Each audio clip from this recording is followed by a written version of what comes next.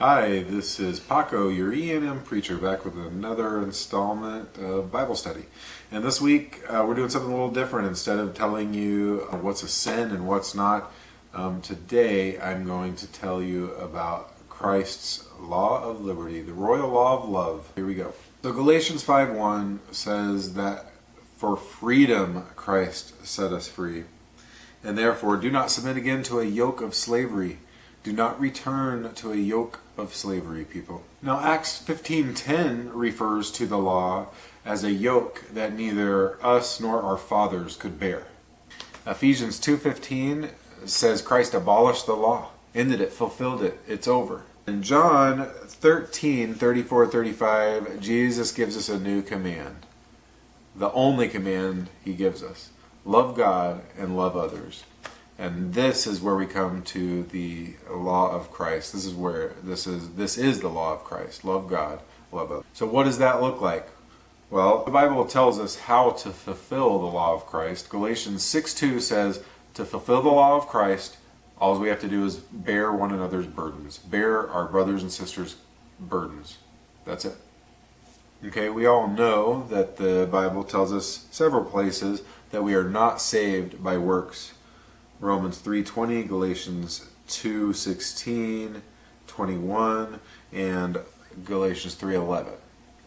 Galatians 5:2-4 tells us that if we try to keep the law, any part of the law, that we're responsible for the whole part of it, the whole thing. Actually, it says even worse than that. It tells us that we are severed from Christ. Okay, there are not sin lists in the New Testament that are the same as the sin lists in the Old Testament. The sin lists in the Old Testament were banned actions or they were laws. In the New Testament, the sin list, such as the one contained in Galatians 5:19, isn't a list of banned actions. Rather, it is a list of bad fruit. It is a list of what we should recognize of bad, negative things that come out of bad hearts. It's what bad or negative hearts that don't have the Lord in them produce. And it's immediately after that contrasted with the fruit of the Spirit, which are all the good things: love, joy, peace, kindness, yada yada. We as Christians, we have to destroy this poison of legalism and works that is in our church. Okay, Jesus and Paul were fighting this back in their day, in the first century. The same legalism exists today. So let me tell you, if your church, your pastors are telling you when you're reaching out to them and you're struggling for whatever reason, and they're telling you you need to do more to get to God, if you need to read your Bible more, you need to pray more, you need to fellowship more, you need to go to church, whatever it is, guys, and they're telling you to do things to get to God, that's never going to work. It's never going to work.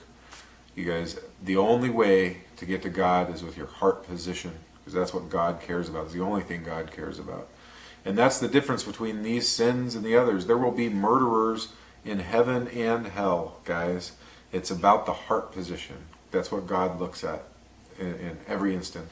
To summarize, okay, Jesus fulfilled and ended the law. You cannot get to heaven. You cannot get to God through that. We know that. You can only get to Him by grace. You can't get to it works. You can't earn your way there. So we can't do anything. We can't pray our way there. We can't read our Bible the way there. We can't do anything to get to God other than have our heart open to Him, being fully submissive to Him, have confessed with our mouths and believe in our heart that He is the one, and we need to seek Him. We need to seek Him and seek the truth. He ended the law. He gave us a command to love God and love others. There is no Old Testament list of sins. There is no law. We are free from the law. If your church is concerned with what you're wearing or what you're smoking, hey guys, none of that stuff is in the Bible. None of those sins are listed in the Bible. If you're adding sins to the Bible that God did, and you're doing the same thing the Pharisees did. Don't add sins that God doesn't count. And if you can't keep God's list of sins, the list of sins that we make isn't going to be better than His. Romans 13:8-10 says that love does no wrong to a neighbor. And so if we understand that our mission is to love God and love others, What would be a violation of that? Well, anything that brings harm to another person is going to be a violation of that. Is going to be a sin. So if we are going to avoid sin in this new life, under this new regime, under our King Christ, we are going to have to not hurt others. That is the mark of sin in our new.